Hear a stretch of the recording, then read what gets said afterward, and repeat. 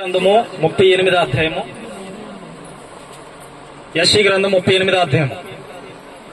అక్కడ ఒక భక్తుడిని పరిచయం చేస్తాను. దేవుడి మాట నాతో చెప్పమన్నాడు. యెషయా గ్రంథం 38వ అధ్యాయము. సరే తీయాలి త్వరగా. మొదటి నుంచి చదువుదాం.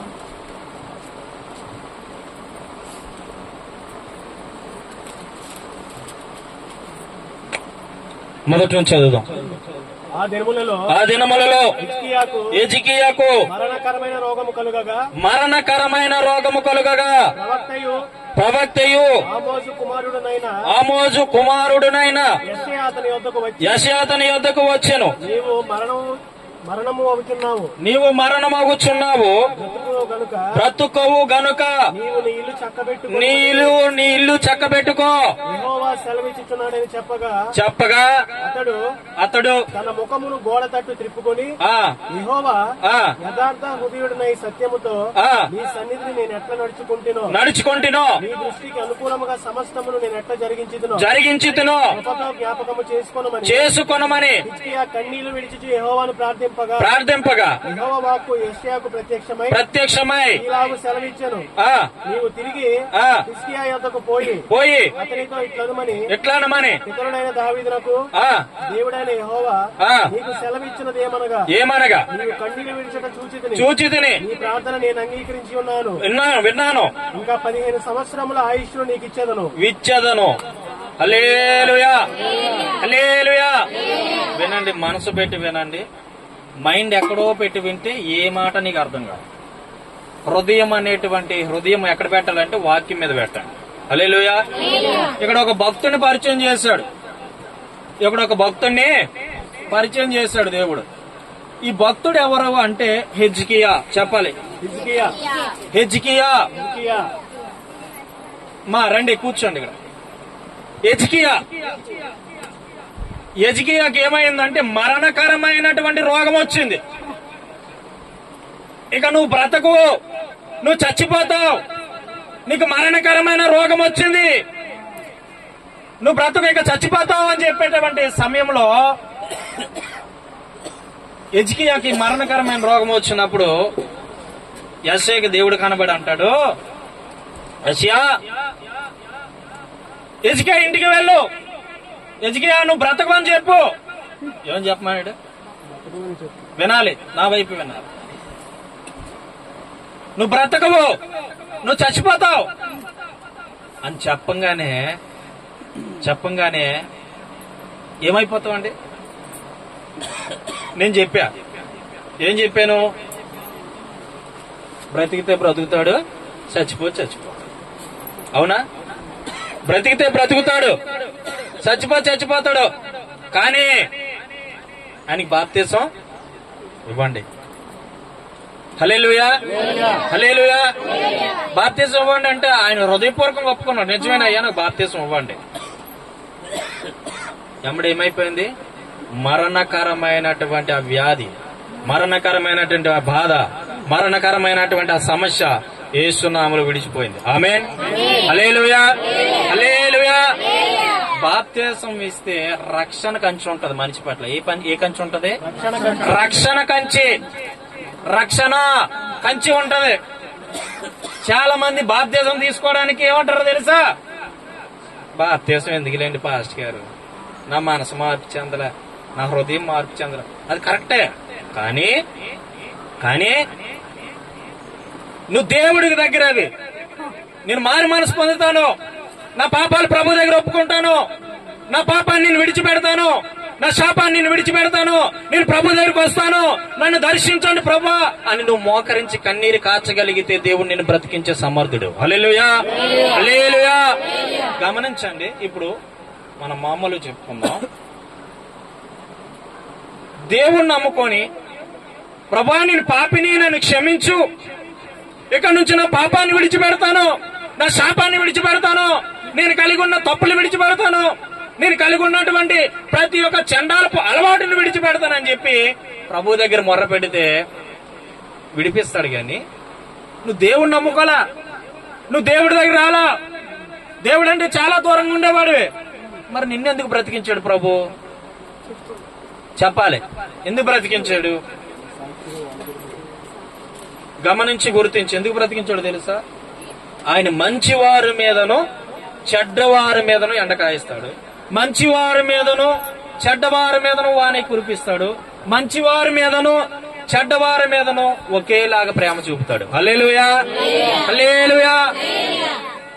అందరి పట్ల ఒకే ప్రేమ కలిగి ఉంటాడు ఆయన. నువ్వు నమ్ముకోలేదని నిన్ను వెలేసేసే దేవుడు కాదు మన దేవుడు. నువ్వు నమ్ముకోలేదు నిన్ను పక్కన పెట్టేసే దేవుడు కాదు మన దేవుడు. ఆయన సర్వ శరీరులకు దేవుడు. హల్లెలూయా. ఆయన సర్వ శరీరులకు దేవుడు. నువ్వు నమ్ముకున్నావు, నీవే నా బిడ్డవి. నువ్వు నమ్ముకోలేదు, నువ్వు నా బిడ్డ కాదు అనేటువంటి వ్యక్తి కానే కాదు. అది ఎవరికి ఉంటుందో తెలుసా? మనుష్యులకి. మనుష్యులకు ఉంటదండి. ఏముంటది? స్వార్థము. అది ప్రభువుకు లేదు, అది ప్రభువుకి లేదు. మనుషులు స్వార్థ ప్రియులు. నీ దగ్గర ధనం ఉంటే నిన్ను ప్రేమిస్తారు, నీ దగ్గర బంధు బలగం ఉంటే నిన్ను ప్రేమిస్తారు, నీ దగ్గర ఆస్తిపాస్తులుంటే ఏ రాన్ని వాడు కూడా ఏమంటాడు? ఇవ్వండి. చూడండి, సామెత ఉంటది కదా లోకంలో, బెల్లం ఉంటే ఈగలు చేరుతాయి, బెల్లం లేకపోతే దరికి రావు. హల్లెలూయా. అది కరెక్టేనా కాదా? హల్లెలూయా. ఒకప్పుడు నువ్వు అన్ని కోల్పోయావేమో, నువ్వు అన్ని పోగొట్టేసుకున్నావేమో. ప్రభు చెప్తున్నాడు, నిన్నెందుకు బ్రతికించానో తెలుసా? నా సాక్షిగా నిలబడాలి. హల్లెలూయా. నా సాక్షిగా నిలబడాలి. నా సాక్షిగా నిలబడి అనేకులకి సాక్ష్యాన్ని పంచుకోవాలి. ఎవరికండి జరుగుతుంది? లివర్ పాడైపోయి, ఊపిరితిత్తులు పాడైపోయి, మొత్తం కొలాప్స్ అయిపోయి, చచ్చిపోయే స్థితిలోకి వెళ్ళిపోయి, మరణకరమైన పరిస్థితుల్లో ఉండిపోయి 45 రోజులు మంచం మీద పడి తిరిగి లేచిన వారు ఎవరున్నారు ఈ రోజుల్లో? ఈ రోజు చెప్తున్నాడు దేవుడు, నిన్నెందుకు బ్రతికించానో తెలుసా? సువార్త ప్రకటించుట కొరకు. హల్లెలూయా. నీతో ఏదో దేవుడు పని ఉంది, అందుకే నేను బ్రతికించాడు. ఎవరిని బ్రతికిస్తాడు? ఎవరిని విడిపిస్తాడు? ఎవరిని తప్పిస్తాడో తెలుసా? ఎవరైతే పాపంలో కూరుకుపోయి ఉంటారో, ఎవరైతే దేవుడంటే ఇష్టం లేని వారు ఉంటారో, ఎవరైతే నీచాతి నీచంగా జీవిస్తారో, ఎవరైతే పాపులకి ప్రధాన పాపినాన్ని జీవిస్తారో వాళ్ళు మాత్రమే దేవుడు బాగు చేస్తాడు ఎక్కువ. హల్లెలూయా. ఎందుకో తెలుసా? ఒకప్పుడు నేను ఇలాగ ఉండేవాడిని, ఈ రోజు నా భవిష్యత్తు దేవుడు చూపించే నా భవిష్యత్తు అద్భుతంగా ఉంటది. హల్లెలూయా. ఒకప్పుడు నెహెమ్యా అనే వ్యక్తి నూకరాజుగా ఉండేటప్పుడు రోజుకి 5-6 కోటలు తాగేవాడు, రోజుకి సిగరెట్లు పెట్టి తాగేవాడు. వాళ్ళు ఇష్టం వచ్చినట్టు జీవించారు. ఏం సంపాదించావు నూకరాజు అని అడిగితే రూపాయలే, ఇంట్లో రూపాయలే. ఏం సంపాదించావు? దీన్ని బట్టి ఏమైనా వచ్చిందా? నీ ఆస్తి పోయిందా? నువ్వు ఆస్తి కూడబెట్టుకున్నావా? నీ ఆస్తి పోయింది తప్ప నువ్వు కూడబెట్టగల రూపాయి నువ్వు, అవునా కాదా? హల్లెలూయా. దేవుడు మనిషిని ఒక మనిషిగా సృజించాడు. నీ హృదయాన్ని పాడు చేసుకోకు, నీ హృదయంలో ఉన్న తలంపులు పాడు చేసుకోకు, నీ మనసును పాడు చేసుకోకు, నీ బుద్ధిని పాడు చేసుకోకు. నీ హృదయము అంతా అన్నిటికంటే మోసకరమైనది, దాన్ని కరెక్ట్ గా ఉంచుకో అని దేవుడు చెప్తాడు ఎప్పుడు కూడా మనిషిని సృజించినప్పుడు. కానీ మనిషి ఏం చేస్తాడో తెలుసా? దేవునికి ఇష్టం లేని అన్ని దాంట్లో పోస్తాడు. ఇప్పుడు బైక్ ఉంది, బైక్ లో పెట్రోల్ పోస్తే వెళ్తుందా లేకపోతే డీజిల్ పోస్తే వెళ్తుందా? దాన్ని పెట్రోల్ తో నిర్మించాడు వ్యక్తి, దాన్ని పెట్రోలే పోయాలి అంతే తప్ప డీజిల్ పోయకూడదు. పోస్తే వెళ్తుందా బండి? మరి నీ బ్రతుకు బండిలో లేనిపోయినటువంటి చెడ్డ అలవాట్లన్నీ, గంజి తాగితే బతుకుతావు కానీ సార తాగితే బతుకుతావా? ఏమండి, బిర్యానీయో లేకపోతే చికెనో లేకపోతే మటనో తింటే పర్వాలేదు కానీ అడ్డమాలి అని తింటే నువ్వు బ్రతుకుతావా? తినవలసింది తినాలి, తాగవలసింది తాగాలి. ఎందుకు ఊరికినే ఈ హృదయాన్ని పాడు చేసుకుంటారు? ఈ మైకి శబ్దం ద్వారా, ఈ లైవ్ ద్వారా వింటున్న ప్రియమైన సహోదరి సహోదరుడా, దేవుడు నిన్ను యథార్థంగా పుట్టించాడు, నీతిమంతుడిగా పుట్టించాడు, న్యాయవంతుడిగా పుట్టించాడు. నువ్వు పుట్టినప్పుడు ఆయన ఏ విధంగా ఉంటాడో నీకు తెలుసు. ఆయన నిన్ను సృజించినప్పుడు నీ జీవితం ఎలాగుంటుందో తెలుసు, నీ బ్రతికి ఎలాగుంటుందో తెలుసు, నువ్వు వృద్ధాప్యానికి వచ్చినప్పుడు నీ జీవితం ఎలాగుంటుందో తెలుసు. కానీ ఎందుకు పాడు చేసుకుంటున్నారంటే చాలా మంది నెమ్మది లేక, శాంతి లేక, సమాధానం లేక ఎవరో అలవాటు చేశారని, ఇంకేదేదేదో కారణాలు చెప్పి ఇంట్లో సమస్యలు వచ్చాయని, బాధలు వచ్చాయని, గొడవలు వచ్చాయని, ఇబ్బందులు వచ్చాయని ఈ యొక్క హృదయంలో ఈ యొక్క శరీరంలో ఏం పోసుకుంటారో చెయ్యలేనటువంటి కార్యాలు చేస్తారు శరీరం. దానివల్ల నీకు లాభం ఏమీ లేదు బిడ్డ, నష్టపోతావు. నువ్వు చచ్చిపోతే 10 మంది గొగ్గోలు పడి ఏడుస్తారు 2 రోజులు, 3వ రోజు అంతా కామొప్పే. ఒకసారి నువ్వు బ్రతికి చూడు, ఒకసారి ప్రభు వైపు చూడు. నువ్వు ప్రభా నీవే నాకు దిక్కు, నీవే నా ఆధారము, నీవే నా ఆశ్రయము, ప్రభువా నువ్వు లేకపోతే నేను బ్రతకలేనయ్యా అని ఒక్కసారి నీ హృదయం ప్రభుకిచ్చి చూడు. ఎలాగుంటది నీ బ్రతుకు, నీ జీవితం ఎలాగుంటది? ఎందుకు ఆశామాష? మనం దేవుడు నమ్ముకున్న తర్వాత మన ఇష్టానుసారంగా జీవించడానికి దేవుడు అధికారం ఇవ్వలే. పోనీ దేవుడు నీకు తెలియలేనప్పుడు నువ్వు ఏ విధంగా ఉండాలి? నీ భార్య పెట్టింది తిని, నీ కష్టపడి సంపాదించుకొని, నా బిడ్డల భవిష్యత్తు ఎలాగుండాలని చక్కపరుచుకొని చూచుకొని శుభ్రంగా వాళ్ళకు ఒక చక్కని ఇల్లు కట్టాలి, వాళ్ళ బిడ్డల నుంచి చూడాలి, వాళ్ళ పిల్లల నుంచి చూడాలి అనే విధంగా నువ్వు ఉండాలి తప్ప అక్కడ దగ్గర వెళ్తావు ఆ అలవాటు నేర్చుకుంటావు, ఇక్కడికి వెళ్తావు ఈ అలవాటు నేర్చుకుంటావు. దీనివల్ల నీకేమొస్తుందో తెలుసా? ఆయుష్ తగ్గిపోద్ది. జాగ్రత్త గుర్తుపెట్టుకో, ఆయుష్ తగ్గిపోద్ది. లేని పోని లిక్విడ్లన్నీ కడుపులోకి వెళ్తే ఏమైపోద్ది?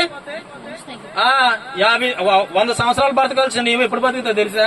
30 సంవత్సరాలకు అవుట్ షూట్. ఎందుకు చచ్చిపోతున్నారమ్మా? దేవుడు చెప్పినట్టు బ్రతికితే చచ్చిపోతారా? దేవుడు చెప్పినట్టు జీవిస్తే చచ్చిపోతారా? హల్లెలూయా. మరి ఎందుకు చచ్చిపోతూ ఉన్నారు ఈ రోజుల్లో? ఎందుకు చచ్చిపోతూ ఉన్నారు? దేవుని మాట వినక. హల్లెలూయా. దేవుని మాట వినకపోవడం వల్ల మరణం వస్తా ఉంది, దేవుని మాట వినకపోవడం వల్ల శాపం వస్తా ఉంది, దేవుని మాట వినకపోవడం వల్ల పాపం వస్తా ఉంది, దేవుని మాట వినకపోవడం వల్ల దరిద్రత వస్తుంది, దేవుని మాట వినకపోవడం వల్ల శాపం కీడు కలుగుతా ఉంది. దేవుని మాట వినకపోతే ఇలాగా ఉంటది. హల్లెలూయా, హల్లెలూయా. యేసుకి ఏం చేశాడో తెలుసా? మరణకరమైన పరిస్థితుల్లో యేసయ్య అని భక్తుడు ఆ యేసుకియా దగ్గరికి వచ్చి యేసుకియా దగ్గర చెప్తాడు, యేసుకియా నువ్వు మరణమవుతున్నావు, నీ ఇల్లు చక్క పెట్టుకో. ఏం చెప్పాడు? నీళ్లు చక్క పెట్టుకో, నీళ్లు చక్క పెట్టుకో అని చెప్పినప్పుడు ఆయన మళ్ళా కృంగిపోలేదండి, వేదన చెందలేదండి, దుఃఖపడలేదండి, మనలాగా ఆయన కృంగిపోలేదండి. ఏం చేశాడో తెలుసా?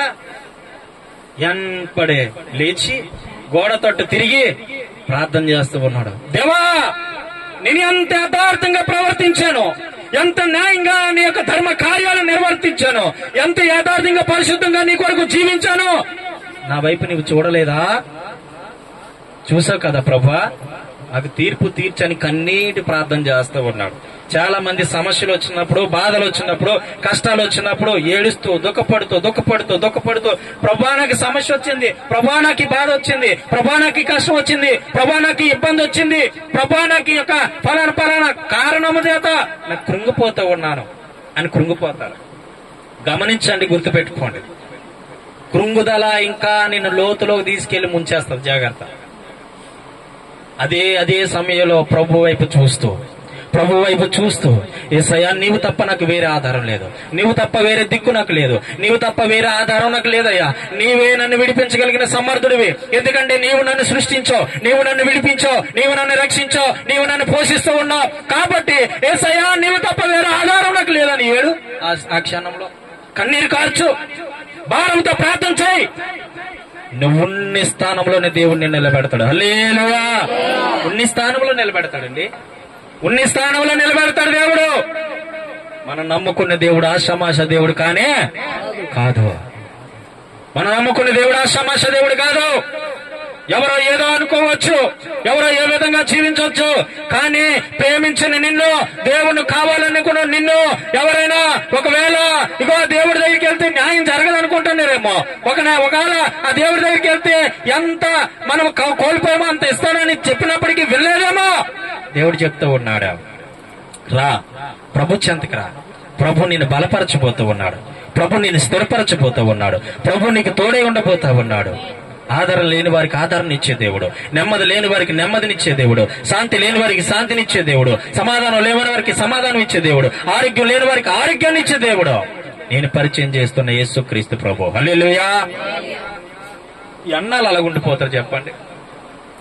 ఆ యెజ్కియా ప్రార్థన చేయంగా ఎంబడే ఏ యెష అయితే నువ్వు మరణం అయిపోతావు, నువ్వు చనిపోతావు, నువ్వు దుఃఖపడతావు, నువ్వు చనిపోతావు, ఇంకా నీ ఇల్లు చక్కబెట్టుకొని ఏ యెషయా అయితే చెప్పాడో అదే యెషయాకి దేవుడు కనబడి మాట్లాడి అంటున్నాడు, యెషయా ఇదిగో నేను యెజ్కియా ప్రార్థన విన్నాను, ఆయన మొరలో విన్నాను, ఆయన ఎంత యథార్థంగా నడుచుకుని నేను చూశాను, నువ్వు వెళ్ళి ఆయనకి 15 సంవత్సరాల ఆయుష్నిస్తున్నానని చెప్పు. చప్పట్లు కొట్టి బిగ్గరగా. ఫస్ట్ యెషయా కనబడి దేవుడు అన్నాడు చచ్చిపోతాడు ఆయన ఇల్లు చక్కబెట్టుకున్నాడు. మొదట అదే కాదు జరిగింది, ఇక్కడే అది కూడా జరిగింది. చచ్చిపోతాడు ఆయన, చచ్చిపోతాడు బ్రతుకుతాడు. మీరేం చేయాలి? బాప్తిసం ఇచ్చేయండి అని చెప్పి అన్నానా? మరి బాప్తిసం ఇచ్చిన తర్వాత దేవుడు మళ్ళీ ప్రేమించి బ్రతికించాడా? ఇదే సందర్భం యెజ్కియా కూడా వచ్చింది. ఏ యెషయా అయితే వచ్చి నువ్వు చచ్చిపోతావు, నువ్వు బ్రతకవని చెప్పాడు, అదే యెషయా వచ్చి అంటున్నాడు నీకు దేవుడు 15 సంవత్సరాల ఆయుష్ని ఇవ్వబోతూ ఉన్నాడు. హల్లెలూయా. ఇదే కార్యం మీ ఇంట్లో జరగబోతా ఉంది. ధైర్యంగా ఉండు, అధైర్యపడకు, నాకెవ్వరు లేరనుకోకు, కానీ ప్రభు నీతో ఉండబోతా ఉన్నాడు. హల్లెలూయా. ప్రభు నీలో ఉండబోతా ఉన్నాడు. ప్రభు కృప నీతో ఉండబోతా ఉంది. ఎవరు లేని వారికి ఆయనే దిక్కు, ఎవరు లేని వారికి ఆయనే ఆశ్రయము, ఎవరు లేని వారికి ఆయనే కృపగా తోడుగా నేరుగా ఉండే దేవుడు ఆయన. ఎందుకు భయపడతావు? ఎందుకు దిగులు చెందుతావు? ఎందుకు వేదన చెందుతావు? మన దేవుడు చేతకాని దేవుడు కాదు. ఏ దేవుడు కాదు? చేతకాని దేవుడు కాదు. ఇగో నేనున్నాను అని చెప్పి రుజువు పరిచే దేవుడు మన దేవుడు. హల్లెలూయా. ఉన్నానన్న దేవుడు, సజీవుడైన దేవుడు, ఆయన చేసి చూపించే దేవుడు. ఏం చేసి చూపించే దేవుడు? కార్యాలు చేసి చూపించే దేవుడు, కార్యాలు చూసి చెప్పే దేవుడు ఆయన. హల్లెలూయా. ఎవరినైనా బ్రతికిస్తాడండి ఆయన. నేను పాపినని ఒప్పుకుంటే ఎవరినైనా బ్రతికిస్తాడు ఆయన. మరణపు యొక్కయు తాళపు చెవులు ఎవరి స్వాధీనంలో ఉన్నాయి? చూడండి, ప్రకటన గ్రంథం 1వ అధ్యాయము 18వ వచనంలో ఉంటది ఆ మాట. 1వ అధ్యాయము 18వ వచనంలో మాట ఉంటుంది చూడండి. నేను మొదటివాడును కడపటివాడును జీవించువాడును మృతుడనైతిని గాని ఇదిగో యుగయుగములు సజీవుడనై ఉన్నాను మరియు మరణము యొక్కయు పాతాళ లోకము యొక్కయు తాళపు చెవులు నా స్వాధీనములో ఉన్నవి. హల్లెలూయా. గమనించు, నువ్వు మరణం చెందాలి అంటే ఎవరి ఆజ్ఞ ఉండాలో తెలుసా? దేవుని ఆజ్ఞ ఉండాలి. అక్కడ రాయబడి ఉంది, మరణము యొక్కయు పాతాళ లోకము యొక్కయు తాళపు చెవులు నా స్వాధీనంలో ఉన్నాయి. అమ్మా, ఈ ఇంటికి డోర్ వేసి ఏడేస్తారో? మరి ఎవడని రాగలరా లోపలికి? రాలేరు. అవునా? మరి దేవుడే మరణం యొక్క తాళపు చెవి, పాతాళ లోక యొక్క తాళం చెవి ఎవరి స్వాధీనాలు ఉన్నాయి? ఇప్పుడు దాన్ని బట్టి నువ్వేం అర్థం చేసుకోవాలి? మరణము రావాలన్నా ప్రభు చిత్తమై ఉండాలి, నువ్వు పాతాళానికి పోవాలన్నా ప్రభు చిత్తమై ఉండాలి. గమనించు, ఈ 2 తాళపు చెవులు ఎవరి దగ్గర ఉన్నాయి? దేవుని దగ్గర ఉన్నాయి. హల్లెలూయా. దేవుని దగ్గర ఉన్నాయండి. ఆయన చిత్తం లేని పిచ్చి కూడా నేలకు రాలేదు. ఆయన చిత్తం లేనిదే నువ్వు గొప్పడు కాలేవు. ఆయన చిత్తం లేనిదే నువ్వు ఆరోగ్యవంతుడిగా ఉండలేవు. ఆయన చిత్తం లేనిదే నువ్వు ఐశ్వర్యవంతుడిగా ఉండలేవు. ఆయన చిత్తం లేనిదే నువ్వు ఏ పని చేసుకోలేవు. ఆయన చిత్తం లేనిదే నువ్వేది కూడా జరగదు నీ జీవితంలో. అన్ని కాలాలకు కావలసిన, అన్ని సంవత్సరాలకు కావలసిన ప్రతి దానిని ముందుగా ఆయన ఏర్పరిచి నీ కొరకు పెట్టాడు. హల్లెలూయా. ఇటువైపు వినాలి, మీరు అటువైపు చూస్తే. అందుకే చెప్తున్నాను, చాలా డిస్టర్బెన్స్ ఉంటది. నా ట్రాక్ తప్పిందా నేను ఎందుకు మాట్లాడలేను. డిస్టర్బెన్స్ వస్తుంది నాకు. దేవుని వాక్యం అంటే ఆసమాస కాదు. ప్రభు ప్రేమించి మీతో చెప్తూ ఉంటే ఎందుకు అలగవుతున్నారు మీరు? వినా జాగ్రత్త. కుటుంబంతో ప్రత్యేకంగా మాట్లాడుతూ ఉన్నాడు. జాగ్రత్తగా ఉంచుకోవాలి మనసును, హృదయాన్ని. హల్లెలూయా. ఆయన చిత్తం లేనిది ఏమీ జరగదు. మరి ఎందుకు నువ్వు భయపడతావు? ఆయన చిత్తం లేనిది ఏం జరగలేనప్పుడు ఎందుకు భయపడతావు? దేవుని చిత్తం ఏదో అదే తెలియజేసినప్పుడు నువ్వు ధైర్యంగా ఉండాలి. ఇక కృంగిపోకూడదు, వేదన చెందకూడదు, దుఃఖపడకూడదు. అయ్యో పాస్టర్ గారు వచ్చి ప్రార్థన పెట్టారు, ఇంకా నాకేమీ జరగలేదు, ఇంకా నాకేమీ జరగలే. ఏం జరగాలి? ఇంకా నీకేం జరగాలి? ఇంకేం జరగాలి అంటే నేను లేచి నడిచేయాలి. పుట్టినప్పుడు ఒక నాన్న లేచి నిలబడరంటే నిలబడతాడా? దానికి ఒక సమయం ఉంటది. 6 నెలలు వరకు కూడా ఏం చేస్తాడు? బంగుతాడు. సంవత్సరం వచ్చేసరికి చిన్న చిన్న బుల్లు అడుగులు. ఆయనకి సంవత్సరం పట్టింది. నిన్ను లేవలెత్తాలంటే క్షణాల్లో లేవలెత్తవచ్చు, క్షణాల్లో నేను నడిపించవచ్చు. కానీ ఒకేసారి మెట్లు ఎక్కకుండా ఒకేసారి పైకి ఎక్కేద్దామంటే అవ్వదు. నువ్వు స్టెప్ బై స్టెప్ ఎక్కాలి. అప్పుడు మీదకి చేరగలుగుతావు. లేదు ప్రభు ఉన్ని పాలంగా నేను పైకి ఎక్కించే. మనుషులు స్వార్థ ప్రియులు అనేది ఇది ఒక స్వార్థం. నిజంగా వీళ్ళు బ్రతికించిన దేవుడు నన్ను బాగు చేయలేడా? చాలా మంది ఇదేనండి, బ్రతికించిన దేవుడు బాగు చేస్తాడు, కానీ ఒకేసారి నేను పైకి ఎక్కితే నా ఎంత పోటుగాడు లేడు, ఏం చేస్తావు? పోటుగాడు లేడు, మళ్ళీ ఎక్కడ కలిసిపోతావు? వెళ్ళిపోతుంది గాడి. ఎక్కడికి వెళ్ళిపోతుంది? ఆ పాప బంధకాల్లోకి వెళ్ళిపోతుంది గాడి. ఉన్న పాలంగా దేవుడికి స్వస్థపరిస్తే ఏమవుద్దండి? అందుకేనే మనిషిని పరీక్షించి ఆయన లేవలెత్తి వాడుకుంటాడు. హల్లెలూయా. కొంతమందికి తొందరగా వస్తుంది స్వస్థత, కొంతమంది తొందర రాదు. విశ్వసించే దాంట్లో ఉంటది. ఏదైనా నీ విశ్వాసమే నిన్ను బ్రతికించును. హల్లెలూయా. నీ విశ్వాసమే నిన్ను స్వస్థపరచును. నీ విశ్వాసమే నీకు మార్గం చూపుతుంది. హల్లెలూయా. విశ్వాసాన్ని బట్టి ఉంటది. మా దేవుడు బ్రతికిస్తానన్నాడు, నార్మల్ రిపోర్ట్లు ఇస్తానన్నాడు కదా, నన్ను లేపలేదు బాబు. ఏంటి లేపలేదు? నువ్వు అలాగుండడం దేవుని చెత్తమేమో, ఎవరికి తెలుసు? అరుల్ రాజు, మీకు తెలుసు అరుల్ రాజు? మేము ముందు ఆ భక్తుని పెడతాం. అరుల్ రాజు గుర్తుపెట్టుకోండి. 2 కిడ్నీలు పోయాయి, కొలాప్స్ అయిపోయాడు 2 కిడ్నీలు. తన అమ్మల దగ్గరికి వెళ్ళి అడిగాడు, అయ్యా నాకు ఒక కిడ్నీ ఇవ్వగలుగుతారా? మీరు నాకు ఒక కిడ్నీ ఇవ్వగలుగుతారా? నేను బ్రతుకుతాను, మీలాగే నేను జీవిస్తాను, మీలా నేను బ్రతుకుతాను. అన్నదమ్ముల దగ్గరికి వెళ్ళి అడిగాడట. ఒక్కొక్కరు డోర్ కొట్టి అన్నాడట, అనియా ఒక్క కిడ్నీ మీరు ఇచ్చినట్లయితే, ఎందుకంటే మీరు నా రక్త సంబంధులు, మీరు నా అన్నదమ్ములు కాబట్టి ఒక్క కిడ్నీ అయినా నాకు ఇచ్చినట్లయితే నేను బ్రతుకుతాననియా, మీలాగే జీవిస్తాననియా. అంటే అన్నదమ్ములు భార్యలు ఏం చేశారో తెలుసా? తలుపులు వేసేసుకున్నారండి ముఖం మీద. అన్నదమ్ములకు పడట్లే ఈరోజు. అవునా? అవును, కరెక్ట్ జరుగుతుంది కదా. ఈ అరుల్ రాజు కూడా అదే పరిస్థితి వచ్చింది. ముఖం మీద వేస్తారు, తోసేసి ముఖం మీద వేసేస్తే ఫుట్పాత్ మీద అండి. ఫుట్పాత్ అంటే ఏంటి తెలుసా? హాస్పిటల్ చెప్పుల దగ్గర, చెప్పులు ఎక్కడ ఇప్పుతారు? బయట మెట్ల దగ్గర ఇప్పుతారు చెప్పులు. ఆ చెప్పుల దగ్గర 3 రోజులు కూర్చొని ఏడుస్తా ఉన్నారట భార్య భర్త. అయ్యో మమ్మల్ని బ్రతికించే వారు ఎవరు లేరు, మమ్మల్ని విడిపించేవారు ఎవరు లేరు, మా శాపము నుంచి మా పాపము నుంచి విడిపించేవారు ఎవరు లేరు, మమ్మల్ని ఎవరు కూడా బ్రతికించరు అని చెప్పి ఇద్దరు కూడా కన్నీరు కారుస్తూ ఏడుస్తా ఉన్నారు,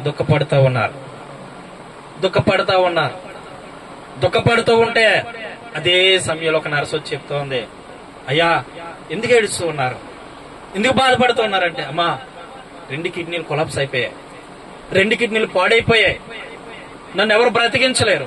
నా అన్నదమ్ముల కాడికి వెళ్ళి అడిగా, వాళ్ళు ఎవరు ఇవ్వనన్నారు.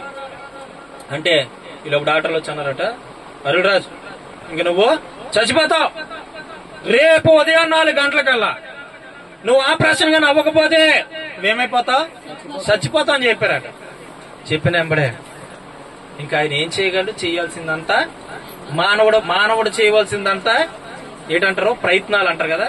మానవుడు చేయవలసిన ప్రయత్నాలన్నీ చేశాడు, కానీ ఎవ్వరూ కూడా తన కిడ్నీ ఇవ్వలా. హల్లెలూయా. ఇవ్వకపోయేసరికి ఏ సమయంలో అయితే డాక్టర్ చచ్చిపోతా అన్నారో ఈ నర్సు వచ్చి సువార్త చెప్పేసరికి నమ్మాడు, విశ్వసించి ఆ సమయంలో ప్రార్థన చేసి అలా పడుకుని పోయాడు. ప్రభు వచ్చి ఏం చేశాడో తెలుసా? తన ముట్టి బాగు చేసి నడిపించేశాడట. చప్పట్లు కొట్టు. హల్లెలూయా. ముట్టి బాగు చేస్తా నడిపించాడు. 2 కిడ్నీలు లేని మనిషి నడుస్తాడా? 2 కిడ్నీలు కొలాప్స్ అయిపోయాయి. ఎలా నడిచాడు? ఆ దర్శనం చూస్తూ నడుచుకొచ్చేసి తన భార్యని లేపుతూ ఉన్నాడట. ఏమో లెగు లేపితే లేచి ఆవిడ ఆశ్చర్యపోయింది. చూడంగానే చూసి ఆశ్చర్యపోయి ఉంటుంది, ఎలా నడవగలుగుతున్నారు మీరు అంటే, నాకు యేసు ప్రభు కనపడ్డాడు, నన్ను యేసు ప్రభు దర్శించాడు, నా యేసు ప్రభు నాతో మాట్లాడాడు. ఆయన కొరకు నేను బ్రతికినట్లయితే, ఆయన కొరకు నేను జీవించినట్లయితే, ఆయన కొరకు నేను ఉన్నట్లయితే ప్రభు ఖచ్చితంగా నన్ను బ్రతికిస్తానన్నాడు. ఆ మాటతో నేను బ్రతుకుతాను ప్రభు నీ కొరకు అన్నాను. నన్ను ఇప్పుడు బ్రతికించాడు. నేను నడవగలుగుతూ ఉన్నాను. చప్పట్లు కొట్టి దగ్గరగా హల్లెలూయా. బ్రతికించిన తర్వాత ఆయన సేవ ఎలా జరిగిందో తెలుసా అండి? స్వస్థతలు, అద్భుతాలు, కొన్ని లక్షలాది మంది ప్రజల మధ్య బోధించాడు. ఎలాగో తెలుసా? ఇప్పటికీ ఆయన చచ్చిపోయేదాకా కూడా కిడ్నీలు లేవు ఆయనకి. నమ్ముతారా? చచ్చిపోయేదాకా కూడా కిడ్నీలు లేవు. ఇలాగా ఒంటి మీద ఇలాగా ఎత్తుకొని పట్టుకొని వెళ్ళి స్టేజ్ మీద కూర్చోబెడితే ఒక్క పాట పాడంగానే ఆ పవర్, ఆ ఎనర్టింగ్ ఆయన మీద దిగంగానే లేచి నిలబడి గంతులేసి దేవుణ్ణి ఆరాధించేవాడంట. మరి అంత బలమైన సేవకుడికి ఆరోగ్యం ఇవ్వచ్చుగా దేవుడు? అలాగుండడం దేవుని చిత్తం. హల్లెలూయా. అలా సేవ జరిగించడం దేవుని చిత్తం. కొంతమందికి చూడండి, ఎంత చూసినా కష్టాలే, ఎన్ని చూసినా శ్రమలే, ఎన్ని చూసినా బాధలే. ఎందుకంటే లోబడరు కొంతమంది. అలాగుండడం దేవుని చిత్తం.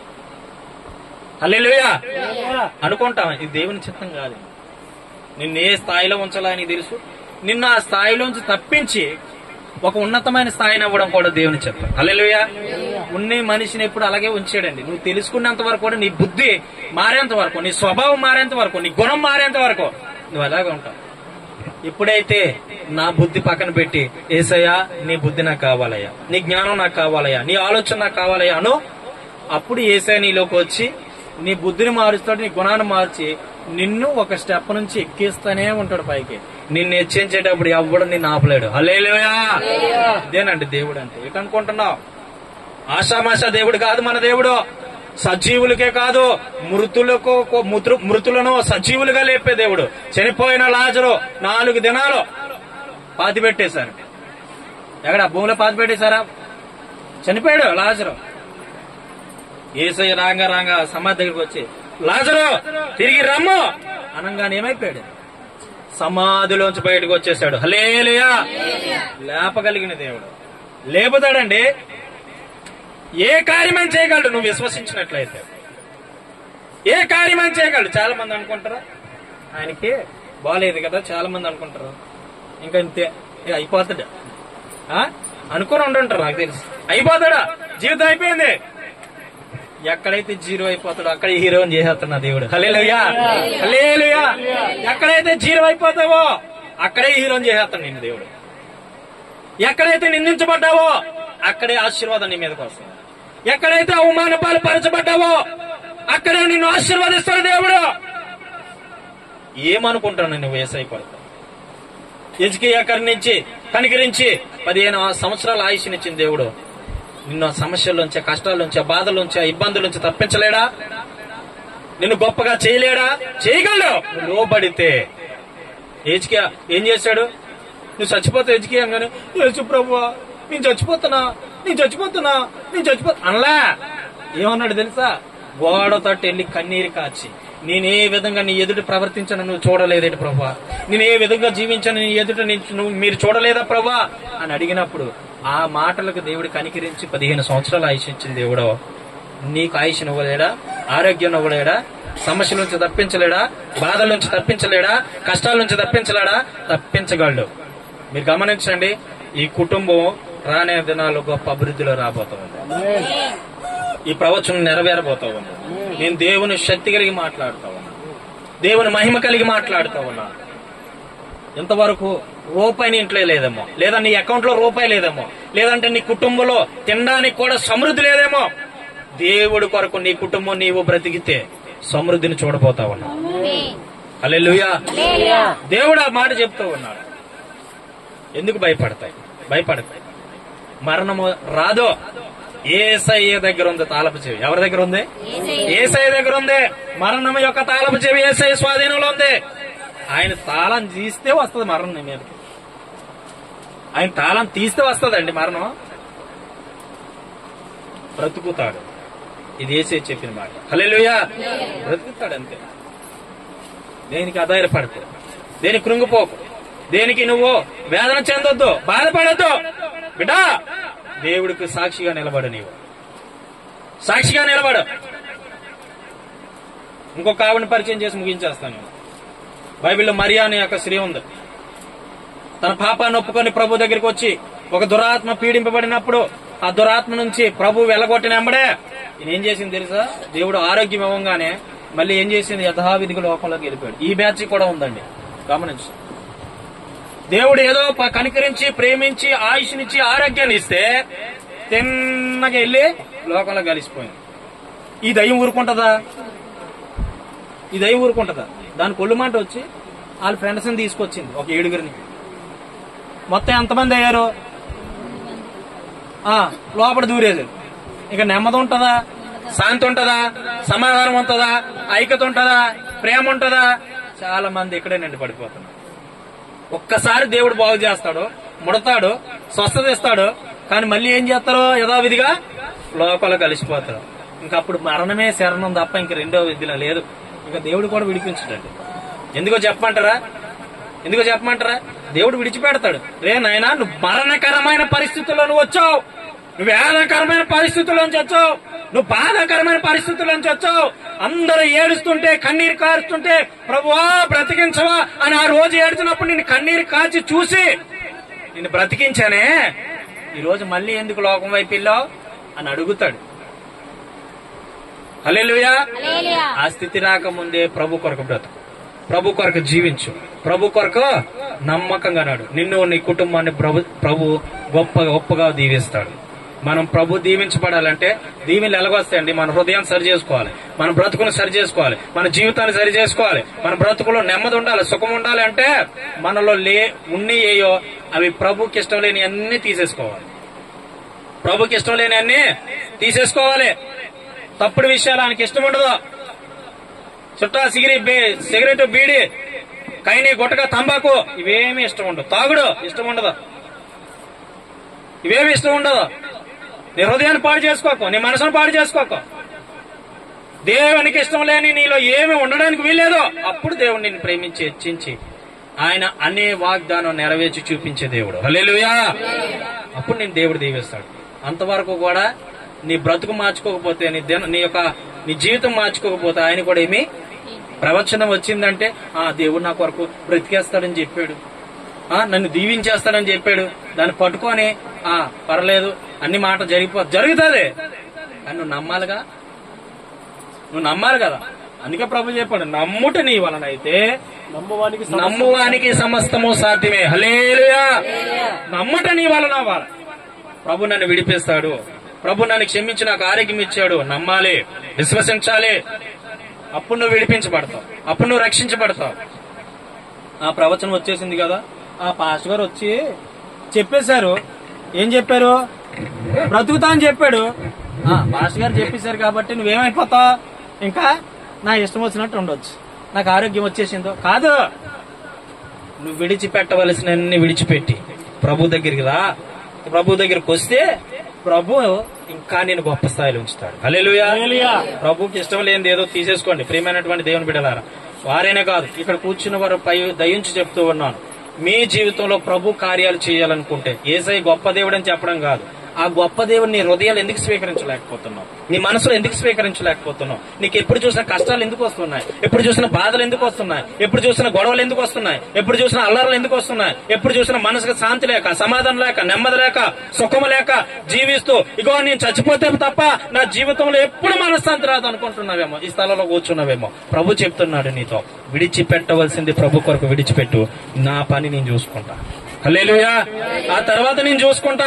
నువ్వు విడిచిపెట్టవలసింది ఏంటి? ప్రభుకి ఇష్టం లేని కార్యాలు విడిచిపెట్టాలి, ప్రభుకి ఇష్టం లేని జీవితాన్ని విడిచిపెట్టాలి, ప్రభుకి ఇష్టం లేనటువంటి ఆలోచన విడిచిపెట్టాలి, ప్రభుకి ఇష్టం లేనటువంటి ఆ కార్యాలు విడిచిపెడితే అప్పుడు ప్రభు నిన్ను ఉన్నతమైన స్థాయిలో నిలబెడతాడు. అందుకే క్రైస్తవులు అనబడిన వారు చాలా సమస్యలు కష్టాలు ఎందుకు వస్తాయి? అన్ని మాటనే దేవుడు చెప్పిన మాటను వినరో, వీళ్ళు స్వబుద్ధిని ఆధారం చేసుకుంటారు, అందువల్లే నష్టపోతూ ఉంటారు, కష్టాలు తెచ్చుకుంటూ ఉంటారు. వీళ్ళు కోరుండి దాన్ని పిలుస్తారు, ఎవరిని? కష్టాన్ని. రండి మా ఇంట్లోకి రండి, ఖాళీగా ఉన్నారు, కోరుండి కష్టాన్ని పిలుచుకుంటారండి. ఇది నిజం, వాస్తవమే, కోరుండి పిలుచుకుంటారు. కానీ ఎవరిని దేవుడు కష్టపెట్టే దేవుడు కాదు, ఎవరిని దేవుడు శ్రమల పాలు చేసే దేవుడు కాదు, ఇబ్బందుల పాలు చేసే దేవుడు కాదు. మరి ఎందుకు నువ్వు ఇబ్బందుల పాలు అయిపోతున్నావు అంటే కావాలని కోరు తెచ్చుకుంటున్నావు. ప్రభుకి ఇష్టం లేని కార్యాలు చేసి కోరు తెచ్చుకుంటున్నావు. ప్రభుకి ఏదైతే ఇష్టం లేదో దాన్ని విడిచిపెట్టు, అప్పుడు నీ జీవితంలో నూతనమైన కార్యాలు చేస్తాడు దేవుడు. హల్లెలూయా. కాబట్టి ఈ వాక్యమైన ప్రియమైన సహోదరి సహోదరుడా, ఈ లైవ్ ద్వారా వింటున్న ప్రియమైన సహోదరి సహోదరుడా, దేవుడు నిన్ను బ్రతికించి సురక్షితంగా నడిపించాలంటే దేవునికి ఇష్టం లేనిది తీసేసుకో, దేవుడు నిన్ను బ్రతికించబోతా ఉన్నాడు. దేవుడి మాటలు దీవించును గాక, దేవుడి మాటలు ఆశీర్వదించును గాక, దేవుడి మాటలు ఈ గృహంలో పడి ఫలించును గాక. ఆమేన్. ప్రార్థన చేసుకుందాం.